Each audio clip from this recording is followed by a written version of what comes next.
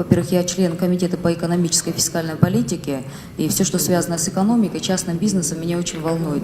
Поступили жалобы от клинико-биохимических лабораторий, что, оказывается, у нас есть такая клиника и лаборатория Евролаб, которая у вас на особом счету у руководства Минздрава. Они не участвуют в тендерах, но выигрывают. При этом другим лабораториям не дают участвовать, их всячески им ставят препятствия. И у меня такой вопрос. Какова процедура размещения, предоставления в аренду площадей в клиниках?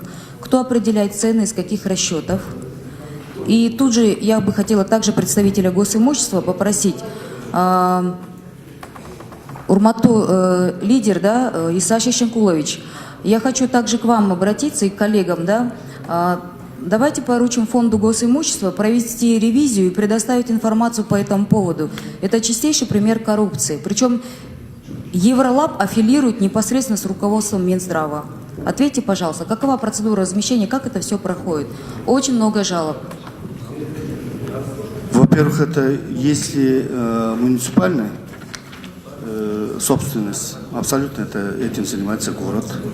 Государственное учреждение, НЦ онкологии, поликлиника на 4-м этаже, да, спецполиклиника, ЦЦМ-8, ЦЦМ-15, ЦЦМ-10, ЦЦМ-12, Новопокровский ЦЦМ. Это как? Они в каком-то особом положении? Без тендера проходят? Нет, поймите, во-первых, это у нас по арендам специально есть комиссия. Я ни разу даже в этих комиссиях я в фонд госимущества, я к вам обратилась. По поводу Евролаба я даже не знаю, абсолютно не имею никакого отношения, быть не может. Поэтому вы, поскольку озвучили, пусть это правоохранительные органы проверяют. Да, и фонд госимущества я тоже попрошу предоставить документы. Хорошо, у вас, как вот моя коллега Евгения Григорьевна заметила, у вас хорошая привычка от всего отнекиваться. Также с вашим приходом в должность министра отменили налоги на частной кардиоклинике. Вообще интересно так получается, Урмату коллегалар, да, профиль нашего министра кардиохирургия. Он приходит на должность министра, отменяются налоги на частной кардиоклинике. Хорошо, отменили. Мы, в принципе, там, это тоже бизнес частный, да. Скажите, пожалуйста, какой от этого государство получило плюс? Какие плюсы получил кыргызстанский народ?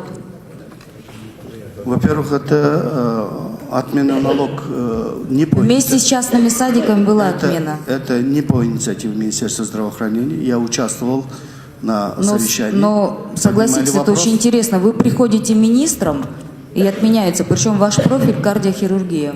Я абсолютно, пусть поднимают стенограмму по поводу поднятия этот вопрос не инициирован мною и моей командой во время рассматривания детских садов. Это был вопрос рассмотрен. Но тем не менее, я говорю, отмена не только, я говорю, кардиологически.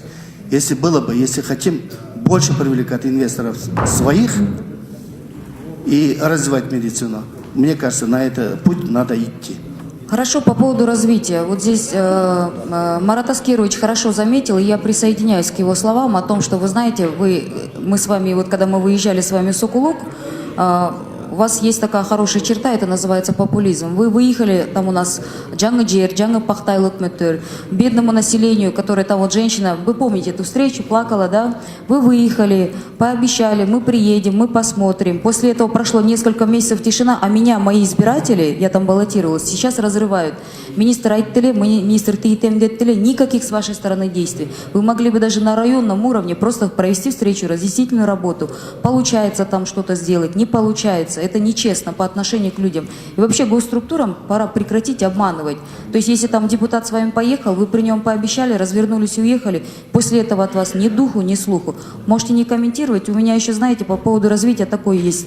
В слове Кыргызстана от ваше интервью от 2 декабря 2016 года, да, стране нужна стабильность, привлечение инвестиций и все такое, да, вы говорите, что депутаты, Урматту коллегалар, Төребай Закирович, кечирип коюңуздарчы.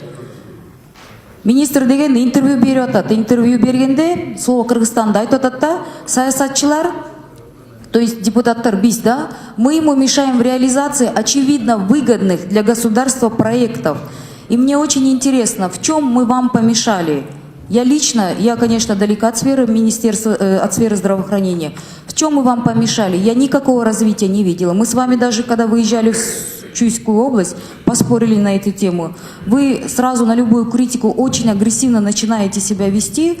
И, Мандайда, чем вы можете похвастаться? Давайте с этого начнем, да?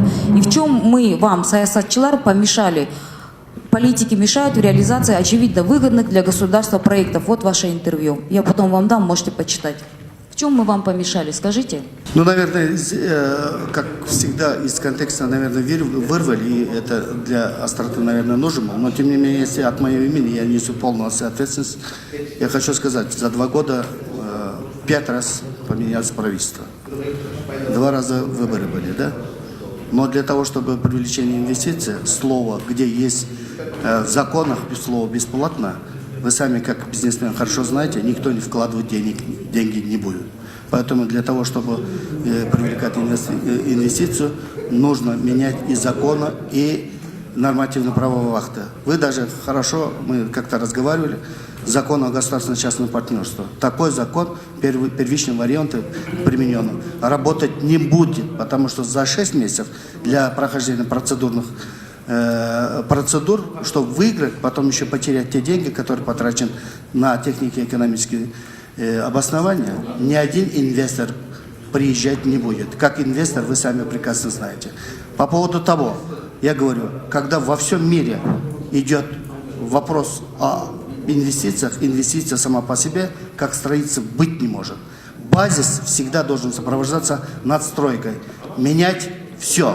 Хорошо, давайте так. Дипломы, Вы любите прихвастнуть, и я более Нет, того я скажу. конкретно говорю, пожалуйста. Мы встречались с форумом женщин с баронессой Элисон Сати, о которой вы говорили, что, оказывается, британские инвесторы. Я хочу здесь просто уличить вас во лжи. Вы сказали, что баронесса Сати, конкретно ее ему упомянули, о том, что она, оказывается, собирается строить большой городок, больничный городок в Кыргызстане. Об этом сказали и официально, Расмит Тюрдö, причем сказали и депутатам, и кому-то еще, я не знаю, это странное такое хвастовство. Лично я и 9 женщин присутствовали, мы задали вопрос, какой проект у нас по здравоохранению есть с вами. Она и слышали, об этом не слышала. Это некрасиво врать публично, раз. Дальше, можете не оправдываться, у вас на все есть оправдание, вы это говорили. Я ни разу не говорил. Сейчас, идет вопрос.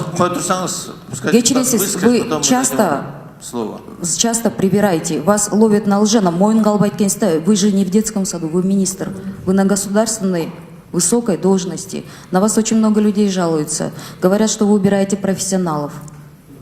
У меня нет родственников в сфере здравоохранения, поэтому я не могу говорить, что я кого-то лоббирую. Но это даже в соцсетях выходит информация в интервью, прям с нарушениями, с подписями врачей. Я не знаю, почему правоохранительные органы и наше правительство, и премьер-министр не приняли это к сведению. И второй вопрос у меня к департаменту ДЛО. Шакирова Гульмира Абидиновна, да, вы здесь? Мы целый год, я была инициатором поднятия вопроса по реформе ДЛО. Целый год.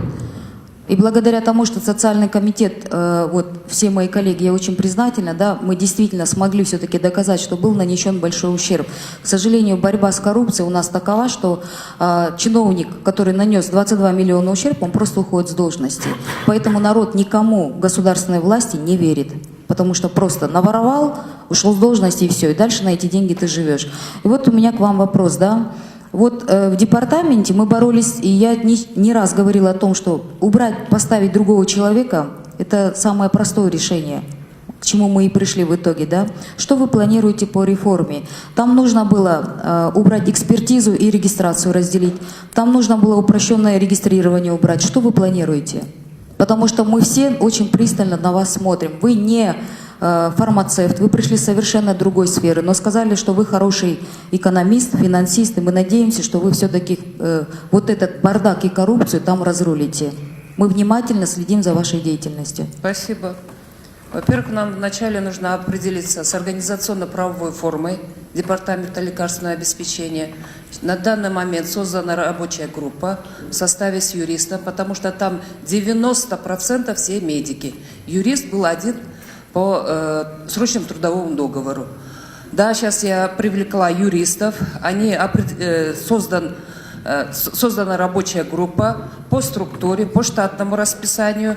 Вы знаете, что Сейчас сотрудников я уволить не могу. Я как руководитель, потом работодатель. В случае, если они обратятся в суды, они могут выиграть, и эту компенсацию возмещения будет выплачивать работодатель.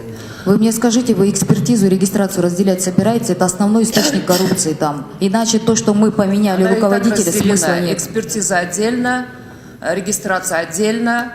И Отдельно вынесете с департамента, при правительстве это будет. Это хозяйствующий субъект. Как вы его собираетесь разделять? оно при ДЛО, но отдельные эти Куда вы отделы. его вынесете? В смысле как? Ну как вы собираетесь разделять конкретно? Отдел экспертизы при департаменте лекарственного обеспечения. Во-первых, само название департамент лекарственного обеспечения, он носит очень широкий характер, потому что функции департамента не обеспечивают лекарства. Поэтому вначале мы должны, у вас находится 3 законопроекта: закон о лекарственных средствах, закон об изделиях медицинского назначения и комплементарный закон. После принятия этого закона у меня уже пойдут остальные пакет нормативно-правовых актов. Это положение о департаменте, где определяется статус, правовой статус департамента. Кроме того, у нас сейчас в связи с вхождением ЕАЭС есть единые требования. Да, который бывший руководитель 2 года никак не мог внедрить. Что? Из базы данных мы никак не могли внедрить. Под стандарты ЕС мы 2 года прописываемся. Да, вы правильно сейчас, я имею в виду, что я поддерживаю, вы правильно говорите. В правильном направлении идете. ЕАЭС соглашение с МИН, у нас тоже опять куча этих приходит документов, которые мы тоже должны это привести в Давным-давно. единые правила, и там уже диктует ЕАЭС. Поэтому без принятия вот этих нормативных правовых актов сейчас отделять что-то, именно ЕАЭС требует расширить клиническую базу, лабораторную базу, экспертную, да, базу. Это требование ЕАЭС. Давайте мы так У сделаем. меня просто очень... Нет, Иса Шишингу Гечерконс мен бул суроуменен 1 жыл алек болдум. И в итоге очень большое сопротивление было среди фармкомпаний.